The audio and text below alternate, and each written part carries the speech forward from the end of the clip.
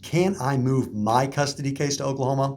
That's the question that we have today. It's one that we hear frequently at the Worth Law Office when dealing with family law matters because people move.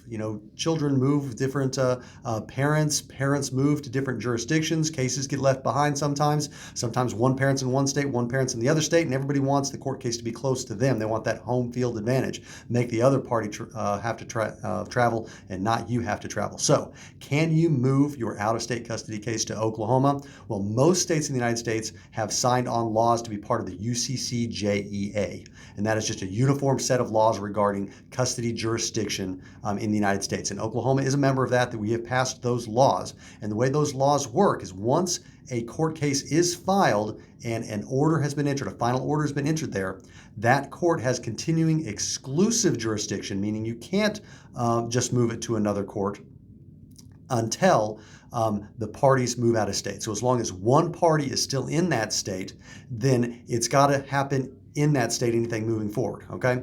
So if both parties have left the state, then you can get a certified copy of that order, file it in the state that now would have original jurisdiction if this were a new case, docket it there, give notice to the other side. Okay, however, if both parties or one of the parties is still in the state, continuing exclusive jurisdiction remains. But that doesn't mean that that there's no circumstances where you can move it out of that state. What it means is that that state maintains control of it, and that state has to be the one to say that it can be transferred. So under those scenarios, you would have to file in that state and say that this is an inconvenient form. Because it's inconvenient, we should transfer it to another state.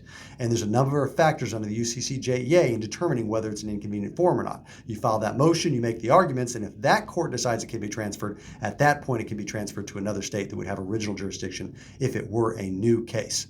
So hopefully that answers your questions regarding whether you can move your family law case to Oklahoma, but you really got to talk to an attorney about your specific circumstances because things can be different in your particular case, and you're going to want specific advice based on that. To get that scheduled with somebody at my office, you can go online to makelawEasy.com.